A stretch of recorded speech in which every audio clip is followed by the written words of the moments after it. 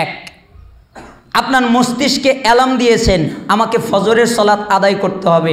2, এখন আপনার কাছে অ্যাভেলেবল মোবাইল ফোন আছে অথবা অ্যালার্ম ঘড়ি আছে, আপনি তার মধ্যেও অ্যালার্ম দিয়েছেন ফজরের সালাত আমি উঠব।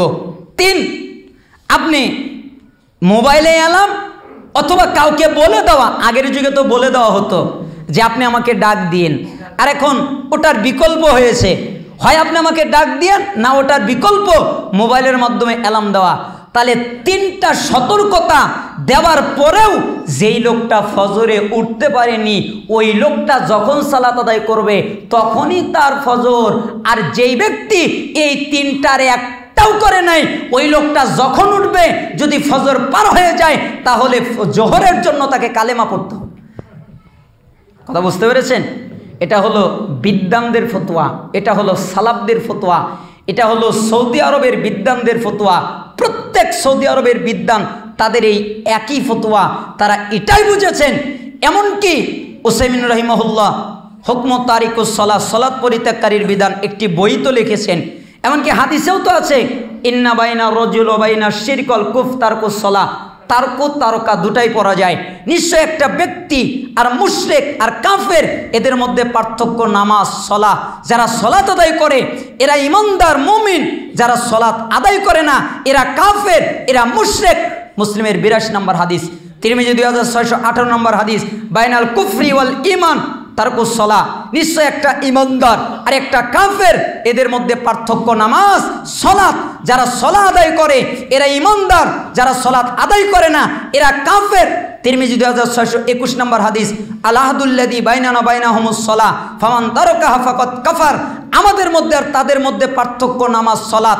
আমরা যারা ইমানদার তারা সালাত আদায় করি, তারা যারা কাফের তারা সালাত আদায় করে না। আব্দুল্লাহ বিন শাকিক রাহিমাহুল্লাহ তিরমিজি 2622 নম্বর হাদিস, তিনি বলেন কানা আসহাবু মুহাম্মদ সাল্লাল্লাহু আলাইহি ওয়াসাল্লাম লা ইয়ারানা শাইআ মিনাল আমাল তারকুহু কুফরুন গায়রা সালাহ। সাহাবীরা আমলের মধ্যে কোনো আমল ছেড়ে দেওয়াকে কুফরি মনে করতেন না, একমাত্র সালাত ছাড়া। কেউ যদি সালাত ছেড়ে দিত তাহলে তাদেরকে কাফের মনে করা হতো। আবু দারদা রাদিয়াল্লাহু আনহু তিনি বলেন মান তারাকাস সালাহ ফালা দীন লাহু, যারা সালাত আদায় করে না এদের কোনো দিন ধর্ম নাই। আলী রাদিয়াল্লাহু আনহু বলেন মাল্লাম ইউসাল্লি ফাহুয়া কাফিরুন, যারা সালাত আদায় করে না এরা কাফের। আবু দারদা রাদিয়াল্লাহু আনহু বলেন লা ঈমানা লিমান লা সালাতা লাহু, ওই ব্যক্তির ঈমান নেই যেই ব্যক্তি সালাত আদায় করে না। ওমর ইবনুল খাত্তাব রাদিয়াল্লাহু আনহু তিনি বলেন লা হাজ্জা ফিল ইসলাম লিমান তারাকাস সালাহ, ওই ব্যক্তির ইসলামে কোনো জায়গা নেই যেই ব্যক্তি সালাত আদায় করে না, ওর ইসলামে কোনো জায়গা নেই। তার মানে রাসূলের ফতোয়া, সাহাবীর ফতোয়া, তাবির ফতোয়া, এমনকি আল্লাহর ফতোয়া। সূরা তাওবার 5 নম্বর আয়াত, সূরা তাওবার 11 নম্বর আয়াত, যারা সালাত আদায় করে না এরা মুসলমান নয়। তার মানে যে সালাত আদায় করে না তার সিয়াম কিভাবে হতে পারে? কারণ নামাজ না পড়লে কি হবে? আমার সিয়াম হবে না, আমার রোজা হবে না। আমি রোজাদার, রোজা রাখি 30 দিন। আজকে জুমার দিন এ মসজিদ ভরে গেছে, তাই না?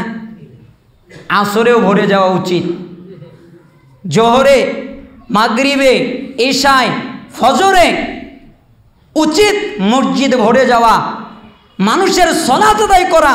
কেন? সিয়ামের চাইতে গুরুত্বপূর্ণ ইবাদত হচ্ছে 5 ওয়াক্ত ফরজ সালাত আদায় করা। আউয়ালু মা ইউহাসাবু বিহিল আবদু ইয়াউমাল কিয়ামাতিস সালাহ ফাইন সালাহা সালাহা সাইরু আমালিহি ওয়াইন ফাসাদাত ফাসাদা সাইরু আমালিহি। কিয়ামতের দিন সর্বপ্রথম হিসাব হবে সালাতের। যার সালাত টিকবে যত ইবাদত সব টিকবে, আর যার সালাত টিকবে না যত ইবাদত আছে সবগুলো বাতিল হয়ে যাবে, ঠিক না? তার মানে সিয়ামও বাতিল, যাকাতও বাতিল, হজও বাতিল, সব বাতিল যদি তার সালাত না টেকে। তাহলে কি সিয়াম থাকা অবস্থায় সালাত পড়তে হবে না পড়তে হবে না? সালাত না পড়লে সিয়াম হবে না।